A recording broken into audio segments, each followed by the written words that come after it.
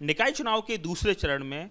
अलीगढ़ एक ऐसी सीट है जहां भारतीय जनता पार्टी बहुत ही सधी हुई रणनीति से काम कर रही है, क्योंकि पिछली बार BJP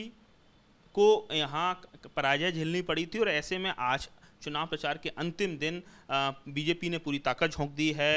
MLC doctor Manvendra Pratap Singh ji हमारे साथ हैं, उनसे बात करते हैं कि सर क्या लग रहा है, क्योंकि ये इलेक्शन कोई सेकंड फेज में अलीगढ़ और मेरठ ये दोनों सीट हैं जहां आप लोग लूज़ किए थे, इस बार आप लोग बदली हुई रणनीति के साथ काम कर रहे हैं, तो क्या लग रहा है किससे टक्कर देख रहे हैं आप, बीएसपी से या समाजवादी पार्टी को भी अब चुनौती मान रहे हैं? भारतीय जनता पार्टी चूँकि पूरे 5 वर्ष चुनावों की तैयारी करती है, बूथ स्तर तक उसका मैनेजमेंट है और इसलिए मुझे नहीं लगता कि कोई चुनौती भारतीय जनता पार्टी के सामने नगर निकाय के चुनाव में है। हम लोग पिछली बार जो चुनाव हुआ था उस चुनाव में चूँकि वोटों में गड़बड़ी थी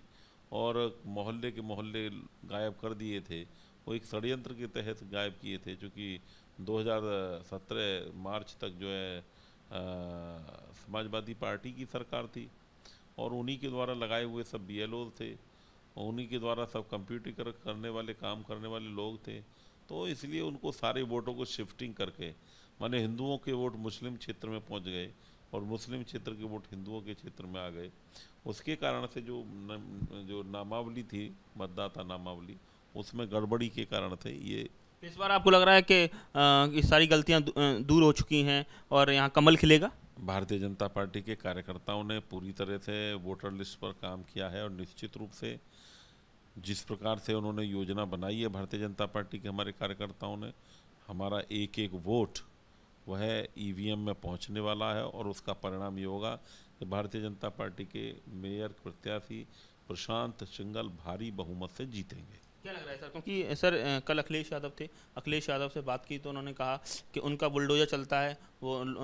घर डहाता है, लोगों का उत्पीड़न करता है, हमारा बुलडोजर फूल बरसाता है। तो कल उनके रोड शो में इस तरह का विजुअल आए थे, तो क्या लग रहा है कि अखिलेश जी के रोड शो के बाद क्या मुस्लिम बाहुल इलाकों में जो मुस्लिम वोट बैंक है वो बीएसपी और एसपी में बटेगा और उसका फ़ायदा बीजेपी को मिलेगा? बुलडोजर ने कभी किसी का घर नहीं ढाया,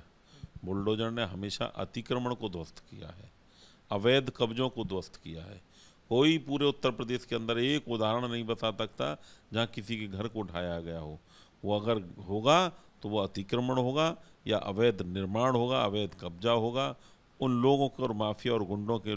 ही केवल अतिक्रमण हटाए गए हैं। शहर में बड़े कई सारे मुद्दे ऐसे हैं कि मैं देख रहा हूँ सड़कों पर पानी बह रहा है, ड्रेनेज सिस्टम पूरी तरह ख़राब है, गंदगी, ब्यूटिफिकेशन नाम की चीज़ नहीं है। ये सारे मुद्दे बीजेपी ने बनाए हैं और कहीं ना कहीं बहुसंख्यक जो इलाके हैं वहाँ पूरी तरह से उपेक्षा होना, ये कहीं ना कहीं ये मुद्दे लोगों के जहन में जा रहे हैं, वोटिंग में ये नज़र आएंगे। निश्चित रूप से पिछले 5 साल में नगर निगम में मेयर के द्वारा जो बहुजन समाज पार्टी का था फुरकान,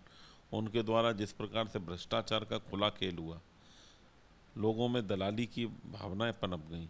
वो उसी के कारण से कोई सफाई, कोई व्यवस्था नहीं, नालियां बेकार पड़ी हैं, सड़कों का कोई निर्माण नहीं हुआ, अगर हुआ है तो भ्रष्टाचार के आकंठ में डूबे थे, इसलिए नगर निगम का विकास नहीं हो पाया। निश्चित मानिए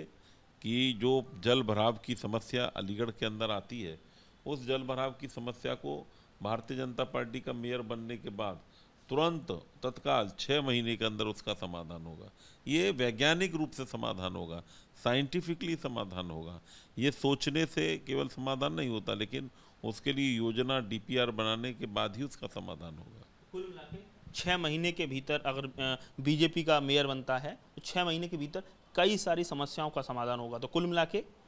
बीजेपी पूरी तरह से ने पूरी ताकत झोंक दी है अलीगढ़ में कमल खिलाने के लिए और सेकंड फेज में अलीगढ़ और मेरठ 2 ऐसी सीट हैं जहां बीजेपी एक बदली हुई रणनीति के साथ काम कर रही है, क्योंकि पिछली बार 2017 में 16 में से 2 सीट इन्हीं नगर निगमों पर बीजेपी ने लूज़ की थी। तो कुल मिला के बीजेपी ने पूरी ताकत झोंक दी है और आज अंतिम दिन है चुनाव प्रचार करने का। अलीगढ़ से नितिन उपाध्याय, एबीपी गंगा।